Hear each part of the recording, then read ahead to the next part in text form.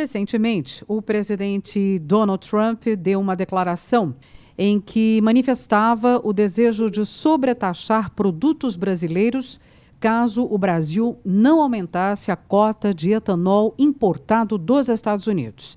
Trump, inclusive, alegou que a amizade com o presidente Bolsonaro poderia facilitar essa negociação.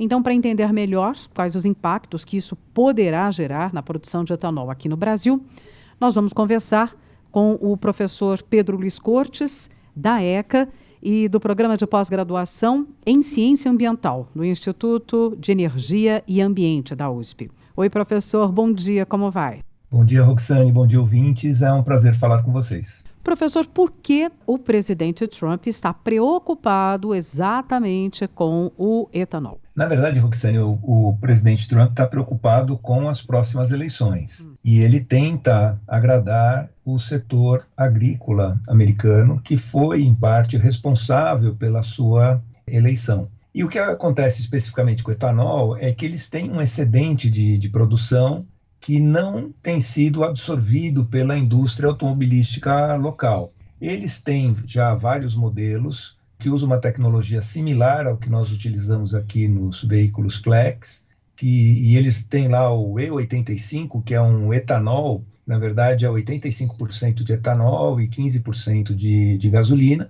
Então, existe essa opção de abastecer o carro com etanol, né, veículos mais novos, e há postos onde esse combustível está disponível, mas eles não estão conseguindo dar escoamento a todo o etanol produzido.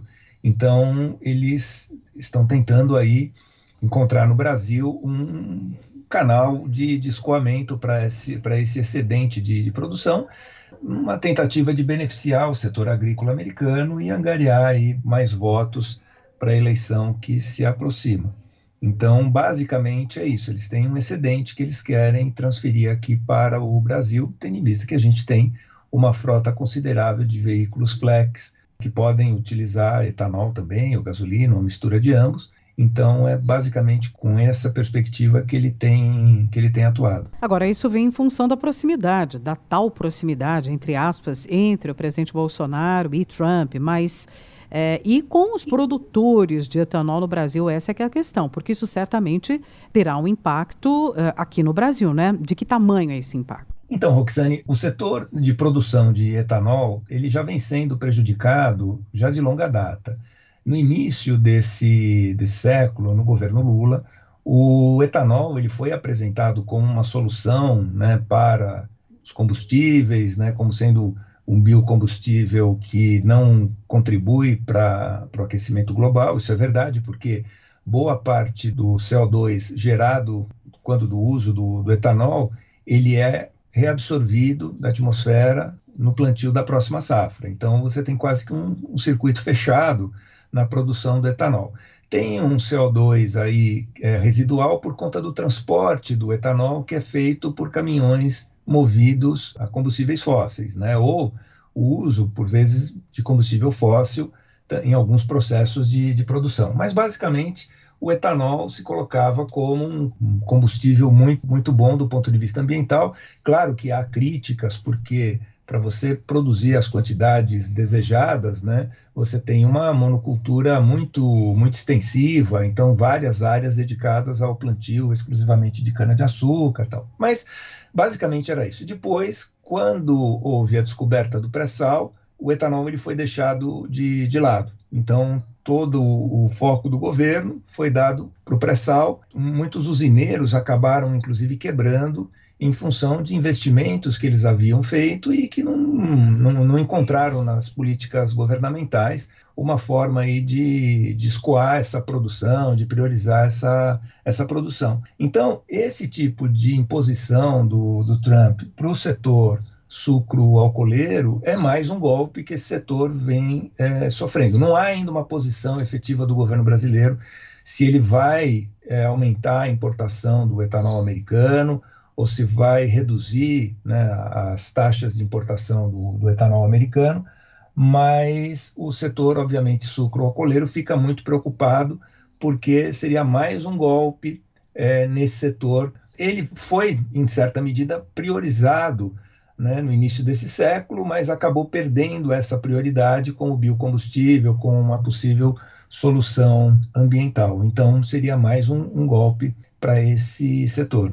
Como é que vem se dando a utilização dos biocombustíveis no Brasil? Era bom a gente atualizar um pouco isso, como é que isso aconteceu, né, ao longo das décadas. Então, Roxane, uma coisa bastante interessante é que o uso do etanol, ele não é uma novidade na indústria automobilística em geral. Inclusive, os primeiros automóveis, né, nos Estados Unidos, eles usavam álcool produzido a partir de milho, e depois a indústria petrolífera, ela conseguiu colocar a gasolina a preços menores, montou uma rede de distribuição e a gasolina e outros combustíveis fósseis acabaram assumindo aí o protagonismo. Quando o governo brasileiro, na década de 70, ele lança o pró-álcool, não foi com preocupação ambiental.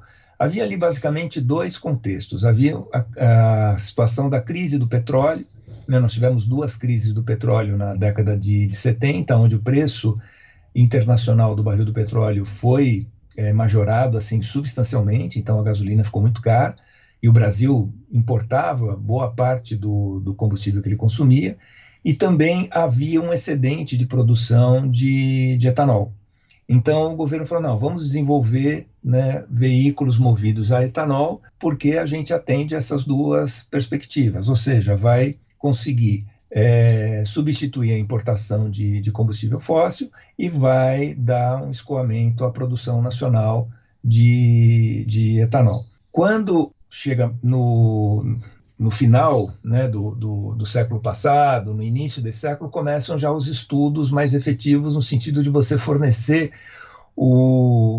gerar uma tecnologia flex que permitiria aos veículos utilizar tanto álcool quanto gasolina, uma mistura dos dois combustíveis.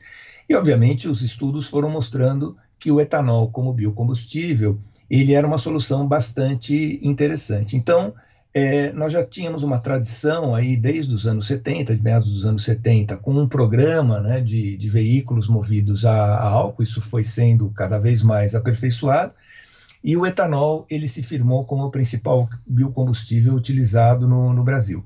Outras tentativas foram desenvolvidas, né, como, por exemplo, o biodiesel, né, ou outras formas, mas isso não assumiu nenhum protagonismo. O que a gente tem é, por vezes, a geração de energia elétrica a partir do bagaço de cana. Então, as usinas produtoras de açúcar, produtoras de álcool, elas acabam utilizando essa matriz biológica, né, o que sobra da cana-de-açúcar, muitas vezes para produzir energia elétrica, mas para fins automotivos, para fins de locomoção, o que tem, obviamente, predominado é o uso do etanol, embora outras tentativas tiveram aí a sua vez, mas acabaram não vingando.